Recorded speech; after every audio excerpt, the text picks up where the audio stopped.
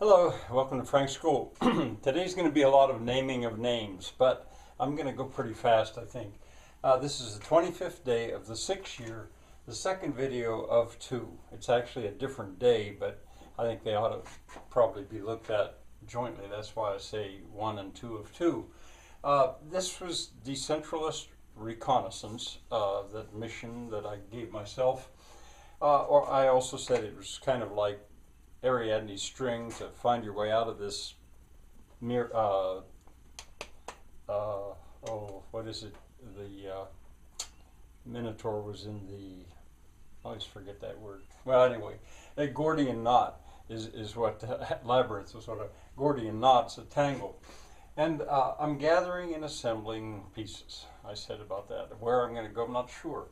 But anyway, I had, this is decentralism. Where did it take me? And it's via Daniel Immerwahr, because he gave me a lot of the names that you see here and sort of pushed me on my way here.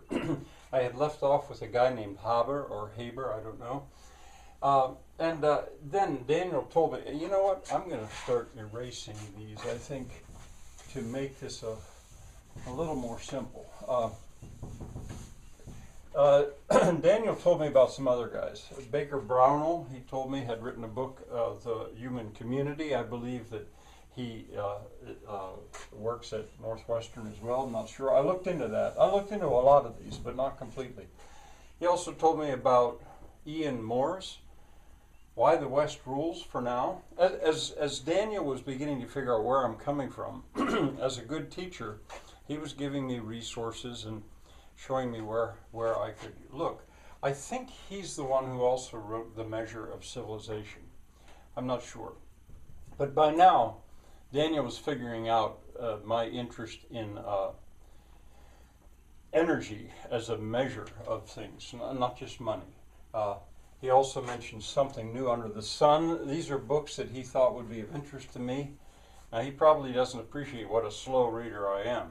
These are many more books than I'm going to have time to read.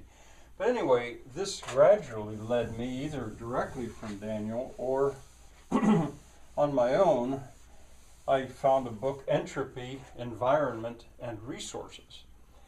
Now, for entropy and environment to go together, that's getting close to the way I had thought back in the 70s when I had done my work.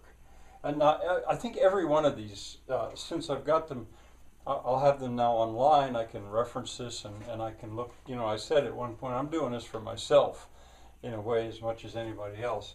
Yes, I'll look into that. And of the various names that I saw, you know, highlighted when you Google something, the various names are highlighted.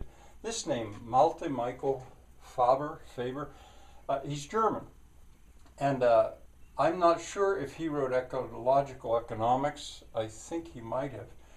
But if this is getting so close now to my former interest, or sort of continued interest, but that really crystallized 45 years ago, so I've actually thought, I still am thinking about contacting that man. He's a good bit older than me. I think he's in his 80s, and he's German.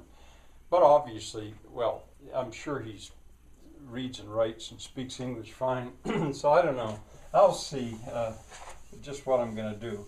Now I had begun to run into the word energetics, the study of energy, energy modeling. Now modeling, aha. I was hitting familiar ground. Jay Forrester, MIT, he was very influential, together with Dennis Meadows, also MIT, and Dennis Meadows' wife. They were very much the pioneers of modeling systems. The book, a technical book, which I read very carefully. I don't own a copy of it, but I'm quite sure I got a hold of a copy, maybe at the New Hampshire State Library, of the technical one, Systems Dynamics, because I studied it closely. And the more popular version was Limits to Growth, which became quite a famous book. So now I'm hitting familiar ground, which is kind of interesting to me. Back at that time, I had remembered that Jay Forrester, I hadn't really thought about these guys. When I sort of despaired and put this on the shelf and forgot about it for 40 years while I raised the family, Howard T. Odom at this point was very much involved in ecology, as his brother as well. But I think he's the one, Howard, not Eugene, that influenced me the most. And now, by now, I had run into some of these old names, Buckminster Fuller. Every one of these is a name that is probably worth, if you want to understand where I'm coming from, it would be worth it to look into this. Now, the Club of Rome, I'm not positive that I knew about that back at that time. And I remember in the early 70s, there was obviously no internet. People didn't really have their own computers yet. Computers were things that universities had, and I was out of the loop, for the sake of myself, my family, the family farm. In a sense, I was decentralizing, in fact, instead of just writing about it and talking about it. But the Club of Rome still goes on. Every one of these is something I'm going to look further into.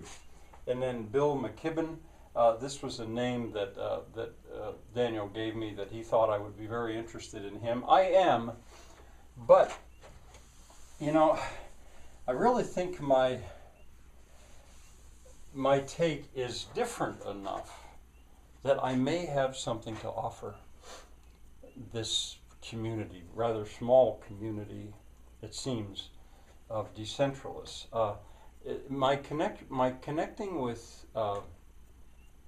Connecting the technical energy modeling with a homestead, I haven't quite seen anything quite like that before.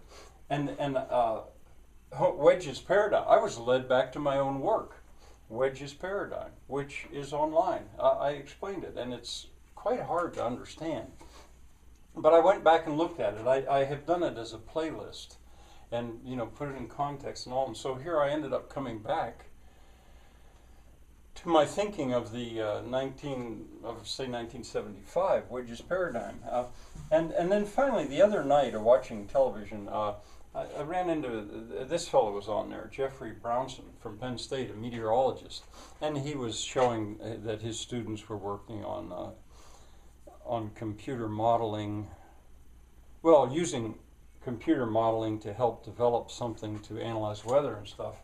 I think I may contact him as well, because in looking at that and thinking about it, I think I'm ready to go back to Wedge's paradigm and add another sort of dimension to that paradigm, which is already so unbelievably complicated. And yet I thought I was leaving things out. In a word, I think climate is possible to include in the paradigm, and microclimate, the climate near the ground. That was a book I gave away. I'd read it enough that in a sense I almost had it memorized. Written by an Austrian or a German author, The Climate Near the Ground. The climate from about 6 feet down. That could be included in the paradigm. And clothing itself. This is a little bit of an aside, but the difference between a cotton sheet and a wool blanket can be the difference in life and death. And what they do is it has everything to do with energy. And the difference between one of my animals having to lay on a cold concrete floor or on a bed of straw or hay can be life and death as well. So anyway, I'll probably contact him. But anyway, in the process, the one word that I've saved to put back up here is degrowth.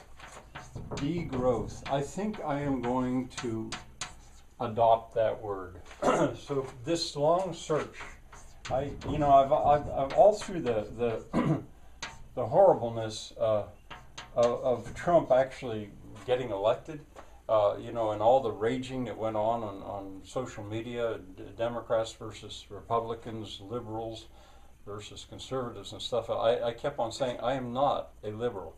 I am not a Democrat. I'm a decentralist, and that is neither of those. But people don't relate to it.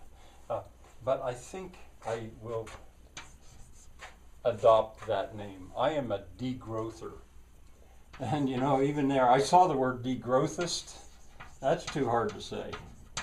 That's too hard to say for me. I'm a degrowther. Yes. And I think decentralism is a way to achieve degrowth. But then who knows? China is an extremely centralized country. And yet, as a centralized idea, if they decide they've got to degrowth. Oh, and incidentally, in case you don't look it up, degrowth, you could. There's a Wikipedia article about that. Doesn't just mean stopping growth.